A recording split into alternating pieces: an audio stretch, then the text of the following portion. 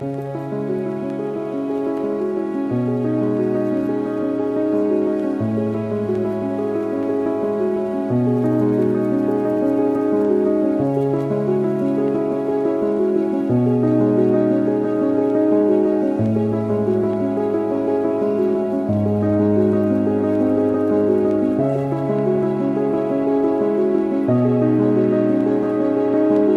been studying Nathan Bedford Forrest. As a Tennessee Sun Confederate general and the purported first Grand Wizard of the KKK, he haunts me. But not just like the characters or figures who skulk around your subconscious when you read about them often. His shadow literally falls across my car every time I drive to work. This 27-foot statue of Forrest riding into battle was sculpted by Jack Kershaw and was erected in 1998. Aside from his controversial statue of Forrest, Kershaw is also known for being one of the attorneys hired by James Earl Ray after he was convicted in the assassination of Reverend Dr. Martin Luther King Jr. The statue has been the source of local contention, national jokes, and personal pain for over 23 years. It sits along a busy highway on private property once owned by Bill Doris, and since his passing in November of 2020, the statue has been trapped in legal limbo as the courts decide its fate. But that doesn't mean it has fallen silent. It's been a popular site for vandalization, testifying to a war that is still raging today. It's a battle to control the narrative, to control the symbols, to make the final call on whether Forrest was a hero or a villain. Forrest died in 1877, but he has not rested in peace. His remains have been moved twice. Most recently, Forrest was reinterred this past September on the private property of the National Confederate Museum in Columbia, Tennessee. I visited his new gravesite in October. As I stood over the fresh dirt covering a man long dead, I couldn't help but recall the words uttered 144 years ago at Forrest's funeral.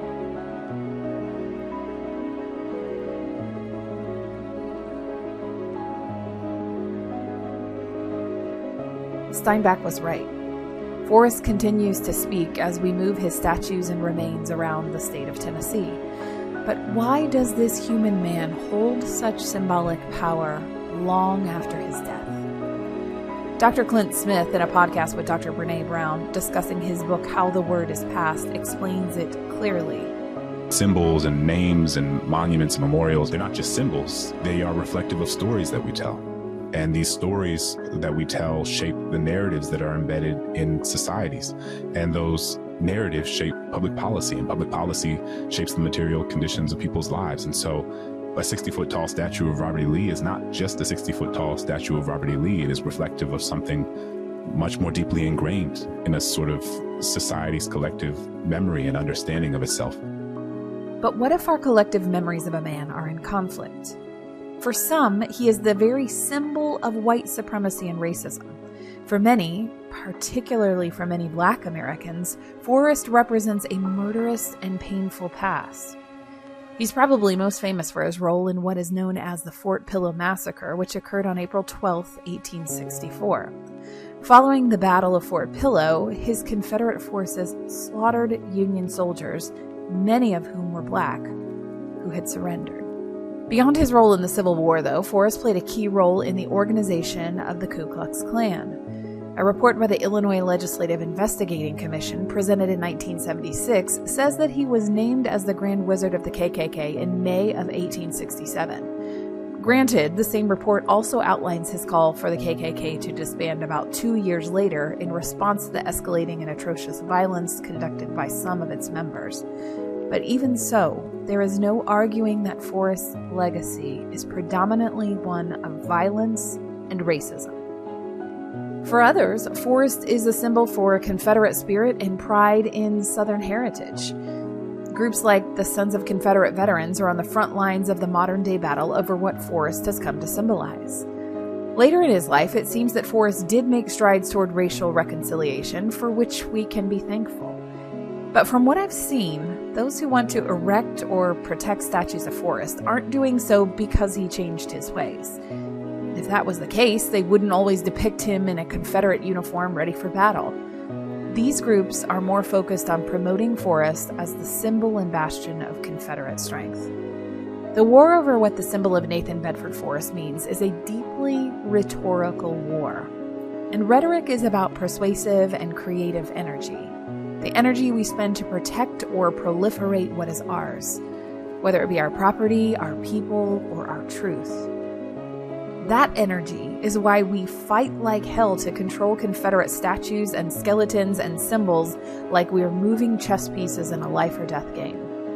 I feel that rhetorical energy that Kershaw used to sculpt the statue of Forrest every time I drive by it. For years, a bronze bust of Forrest sat in the halls of the Nashville Capitol building, and when it was removed this past July, activist Justin Jones acknowledged its rhetorical energy, saying, "That symbol for us was just like those colored and white signs that say, 'You are not welcomed here. You are not equal here.'" The bronze bust was moved to the Tennessee State Museum, but why not get rid of it altogether? There's an old Greek term that holds the answer: pharmakon. Pharmakon has two historical meanings. First, it recognizes that something can be both a poison and a cure. In the case of Forrest, his statues in certain places can create poisonous energy and embolden new generations of white supremacists. On the other hand, those same statues in different spaces can be a cure. They can serve as reminders of the strides we've made toward equality and the lengths we still have to go to reach it. The second meaning of pharmakon links to the notion of the pharmakos, or scapegoat. In ancient Greek religion, a slave or criminal called the pharmakos was expelled from the community at times of disaster. This helps to explain why statues, even today, seem to move during times of public disaster. If we sacrifice a Confederate statue, we might just purify ourselves from racism. If only. While I relish the thought of tossing Kershaw's ugly statue off a cliff, removing the world of Forrest memory won't save us. The job of the modern South is to tell his full story and to guard where his shadow falls, so that it becomes the cure rather than the poison. Smith puts it this way: preservation is different from celebration, which means that context and space matter. I have no problem with the shadow of Forrest's tombstone falling in a private cemetery. I see no issues with the shadow of his bronze bust falling across the floor of the Tennessee State Museum just steps away from a Ku Klux Klan robe as the next generation learns about the stains on our nation's past. The work of preservation is respectable when practiced in appropriate spaces and when combined with the full, responsible, and true narrative of history. But I don't want Forrest's shadow to fall across the interstate, to climb into my car and hundreds of others as we pass it each day. This statue isn't preserving, it is celebrating, and it lies in the space where the pharmakon becomes the poison. But this battle is not just about rhetoric and space, it's about memory. In his book, Smith recounts these words of a tour guide at Jefferson's Monticello plantation. "I've come to realize that there's a difference between history and nostalgia, and somewhere between the two is memory. I think that history is the story of the past, using all the available facts, and that nostalgia is a fantasy about the past, using no facts, and somewhere in between is memory. History is about what you need to know, but nostalgia is about what you want to hear." The battle over the symbol of Forrest is also about memory. One group seeks to remember him from a historical perspective, the other from a nostalgic one. The history of the word nostalgia holds some important clues. In the 1800s, the word meant intense homesickness and was used to describe the longing of African slaves for their homeland. During the Civil War, nostalgia was listed as a serious military medical diagnosis. Records indicated that longing for another place and time could literally result in a person's death. It wasn't until the 1920s that the term took on the more positive connotation that we use today, meaning a wistful yearning for the past.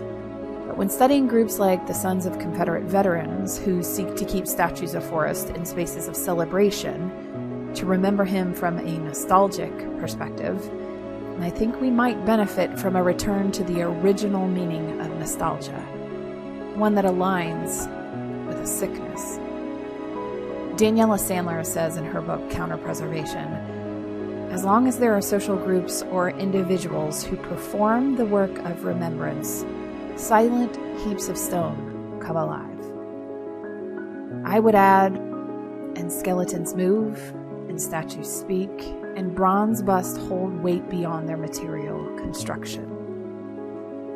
We've had small victories in recent days in regards to remembering Forrest in spaces that preserve history rather than celebrating nostalgia. His remains now lie in a private cemetery, not a public park. The bronze bust of him no longer echoes in the halls of the Nashville Capitol building, but will soon be speaking from its place at a state museum. But Kershaw's statue of Forrest still sits on I-65. His poisonous shadow still falls where it does not belong, reminding us there are yet battles of rhetoric and space and memory to be won.